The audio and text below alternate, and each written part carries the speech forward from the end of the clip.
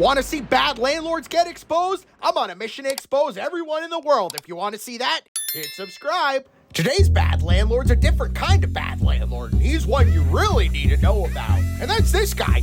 The only Gary that matters in this city, Gary Barnett. Gary Barnett and his company, Extell Development Company.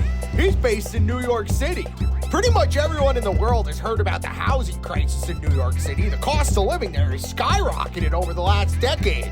For example, back in 2005, 78.4% of rental apartments in New York City rented for $1,200 a month or less. By 2017, it went down to 60% of apartments that rented for under $1,200. And as you can see here, in 2017, only 8% of the apartments in New York City rented for over $2,701. But let's take a look at how much things have changed since then. Today, in 2023, I went to this website and currently 9,113 rentals are available in Manhattan, and of those, only 37 are under $1,500 a month. But it wasn't always like this. And it turns out there was someone, this guy, Gary, who's been a common denominator throughout the continuous waves of community destruction that's hit one of the most well-known cities in the world. Before we jump into what he did, though, let's start with who he is. Gary Barnett was born and raised in the Lower East Side of Manhattan. He grew up, got his bachelor's degree in mathematics, and then went on to get his master's degree in economics. In 1980, while on holiday in Florida, Gary Barnett met Evelyn Muller, the daughter of a prominent diamond dealer in Belgium. S. Muller & Sons is the company. Gary and Evelyn married, and Gary went on to join the family business, S. Muller & Sons, and there he got to know another one of the sons, Gary's new brother-in-law, Sergey Muller, who's a notorious arms dealer in Sierra Leone and has been dubbed Mr. Blood Diamond. But you don't need to worry about whether they did or didn't contribute to the slave trade in African diamond mines. All that matters is that during his time at S. Muller & Sons, Gary Barnett helped the Mullers and other diamond families diversify, moving back stateside to invest their diamond money into U.S. real estate. So if you're wondering, how did this guy get this much money to begin with? Well, this is the answer. He started in the diamond business and then moved over to real estate along with his wealthy and powerful business associates.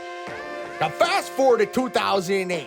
We got the housing bubble and then the market crashed, and that put Gary in a good position to take advantage of the situation, which he did.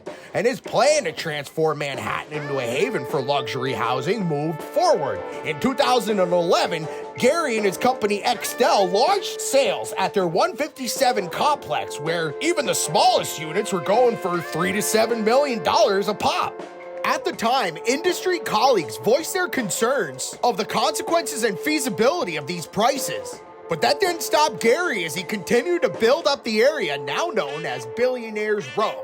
And you might ask yourself, how many billionaires are out there buying apartments in Billionaires Row? Well, it turns out not that many. Today, Billionaires Row sits largely vacant. In this New York Times report, you can see that of the new luxury condo units in Manhattan that came to the market after 2015, nearly half remain unsold. And most of those luxury condo units are owned by Extell. And if you think that's bad, think about the people that used to live here. Before these luxury condos sat here empty, these communities were filled with diverse cultures, and they were thriving. For example, here at Gary's property, 1 Manhattan Square in the Lower East Side, well, before Gary put up this building, this area was known for being an affordable community for Asian Americans.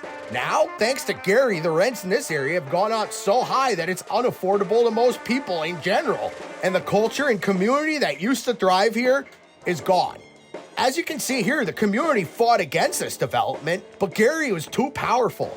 And just recently, in 2023, he broke ground on another luxury building right around the corner in this same neighborhood.